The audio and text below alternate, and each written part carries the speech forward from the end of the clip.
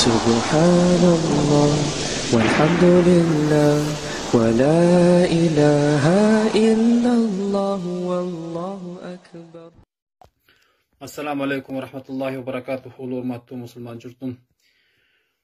Hacıkem ustazım Çuagacı Közdün bir maksatımız, sırrımız jana közdөгөн bir işimiz bar bolçu. Oşo mezde menen bölüşöm.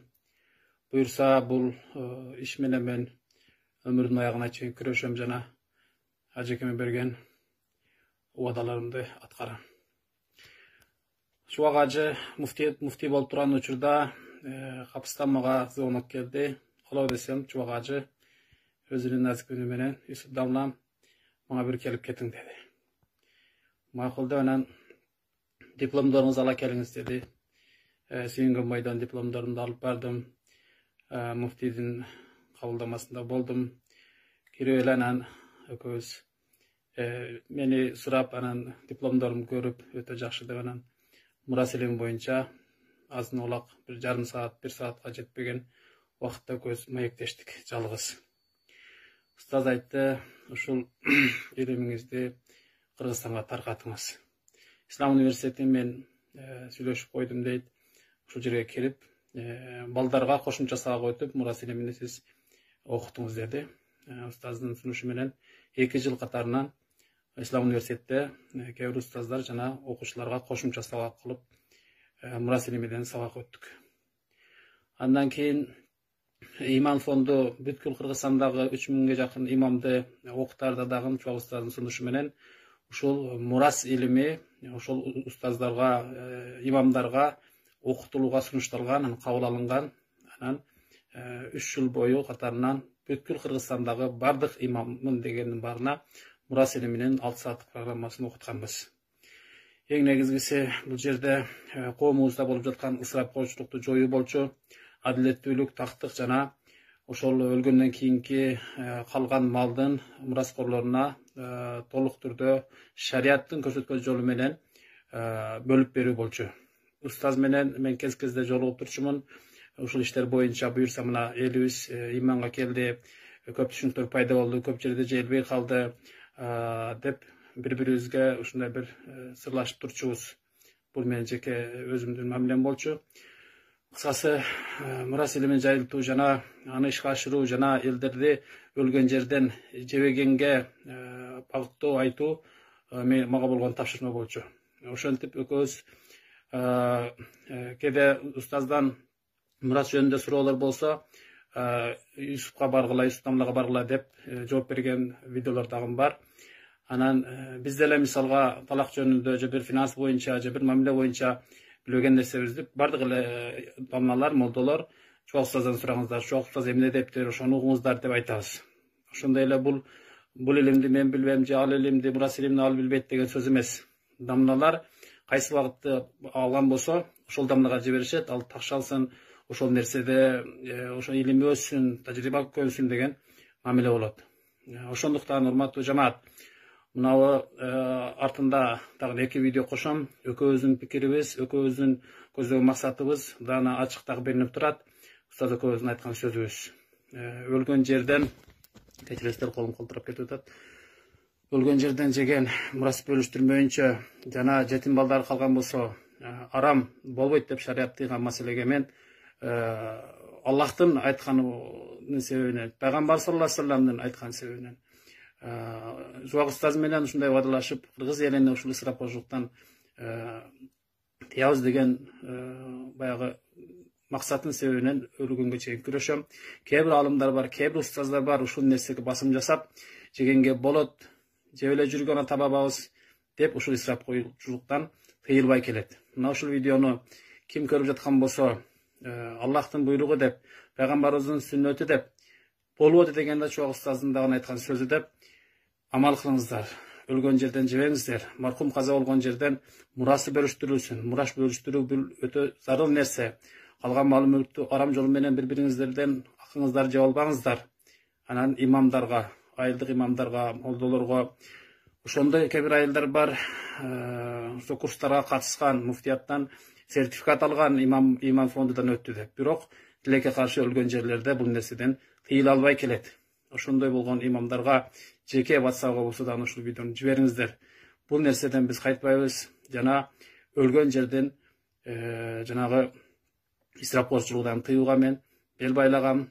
Бул эле эмес, бардык маркумга тиешелүү, маркумдун артындагы усияттарына тиешелүү, карзына тиешелүү бардык маселелер менен күрөшөм буюрса. Ошондой эле устаз айткан эле мен хадис академиясын ачып жатам деп адам ачышына барып дуасын алып бир аз сүйлөшкөнмүн. Эми сиз дамла деп аркамда кашылап Мурас академиясы же бул Мурас курсун ачыңыз деп мага айткан, мен муну айтып келем.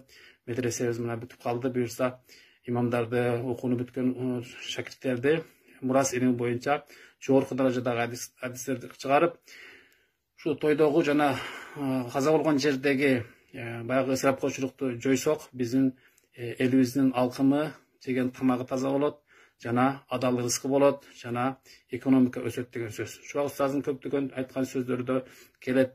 10 заводду куруп коюунун же бир 10 чоң ишкананы куруп коюунун кереги жок. Өлгөн жерде жана тойдогу ысырапкорчулукту тыйып койсок эле болду дейт. Мына ушуга көңүл буруп коюңуздар. Ассаламу алейкум ва рахматуллахи ва баракатух. Союп анан менен адам тентип кетип күнөөкөр болгону сооп жетпейт. Ошол тамак арам болот жетимдики болсо. Ошол өлүп калган маркумдун аркасында балагатка жетелек наристе бала калган болсо, ошол тамак жеген жетим тамагын жегенге барабар арам болот. Тозок тотун жеп аткандай болосуң. Жакшылык кылбай деген жокпуз. Ошол атаңа тирүүңдө жакшылык кылган жоксуң. Ошол атаң жатты үйүндө тишинин кирин соруп, анан өлгөндөн жылкы союп бересиң. А тирүүсү союп бербейсиңби? Тирүүсүндө бир иштен калган жоксуң. Ошо күйөө бала болгондон кийин ыштан менен өлүп кетти байкуш. Эми өлгөндөн кимди ыраазылык кыласың сен? Антпе. Өзүң кыйнап, качан кыргыз акылы менен жашайт бер. Оз күйдөгү каткы ичкиде ырсаят болуп, ошентип эле кете берет эрчи алып эле. Сага эмне жок? Ошол этиңди жеп кеткендер, эртең ачка калсаң, балаң мектепке ботинкасы бара албай калса, медеп эски ботинкасын бергенге жарайт, андан көрө мончого чаккандыра көрөт. Бербейт. Уун сурап барсаң бербейт. А тамагы жеп кеткен сүйлөйт. Ушинтип ит өлгөндө сүйрөп барып көмүп койду, эчтеке берген жок дейт. Оозун кере чоюп сүйлөйт. Ушуп атсаң, балаң ушуп өпкөсү кагынып атса, бейкарага көңүлүн берип койбойт. Ошого эмне кыласың бирөө менен жашап сен? Өзүң менен жаша сен. А бай болсоң, жакшылык кылсаң кыла бер. Мына ушуну клубту бир сыра краскалап бер. Колуңан келеби? Адам акыл эс менен жашаш керек. Бул акыл эс иштепеген, бул кыянатчылык кыяматта. Алды. Мурас бөлүштүрүлдү, мына 4 укук аткарылды. Анан өлгөн күндөн баштап 3 күн өтүп кетти, мына ошол 4 укукты аткарганга чейин, карзыны тактап, тилге бөлүп берип эсептегенге чейин. Өлгөн күндөн баштап 3 күн өтсүн, анан мына ошо 4 укук аткарылсын, 40 000 жана мураскорлордун колуна тийсин, анан тийгенден кийин жана мураскорлор ар бир өзүнүн колуна тийген акчадан чогултабы, же ошол бойдо жумшап жүгөрөбү. Анан ихсан Куран окутканга жылкы сойсун, төрө сойсун, уй сойсун, 10 жолу жылкы сойсун, адал, жарайт, жесе сооп болот, өтө жакшы болот. Мына. Ага чейин биринчи күн эле барып мурасында эсептеген жок. Тиякта бир мураскор келелек Россияга. Канча экенин да билбейт. Мына аял биринчи өтүп кеткен кызыл. Бала эркек киши азыр өлдү. Ушул эркек кишинин аркасында бир баласы калды. 3 жашар бала, журтта ойноп жүрөт. Атасынын күзатуу аземинде бул бала түшүнбөйт. Тойбу деп балдар менен журтта ойноп жүрөт. Эми мына атанын бир 30 000, 100 000, 40 000 акчасы калды. Аксакалдар келди, молдо баш болуп. Анан кийин алып чыккыла. Алыс жакындан келген туугандар коет эмеспи? Кар басып нарынан келип атат. Не кыргыздын мыймандоздугу жокпу? Сойгула деди дагы, жанагы 40 000 жылкыны союп жүргөн. Аттың арман ол бала айта албай калды. Ой, менин бул мурасым эле, атадан калган туяк эле. Мына ушуну мен атамдан калган акча деп мен иштетип жүрбөйт белем. Менин акымды жебейт элем, мен жетиммин. Жетимдин акысыны жегендер өзлөрүнүн курсагына озок отуну жегендер деген аятты бул бала айта албайт. Бул жаш. Ойлоп жүрөт. Aksakallar bir kötörümden bir paketten etti aldı dağın üylörüne jetti. Tozak oldu kötörüp ketdi üyüne. Mına aram. Allah Taala Kur'an'da tüge jetimdin malını jebe gile dep bekerden aytmaydı. Sebep jetimdin malını mantıra tartıp albay tanışamış adam. Jetimdin malını ata-enesi ölgönde kıyır türde jep ketdi. Azından uçurdan kaydaran aytıp koyayım. Buna jetimlerge uçak kırsıkından jabır kakanlarga toптолгон акча mına şol tozoktun otun akçası.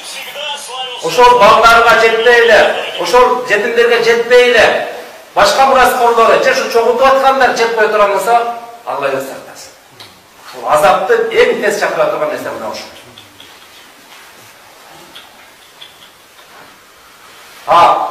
Aksakallar konup kaldı ele, bizde mehman dostluk degen bar deyin.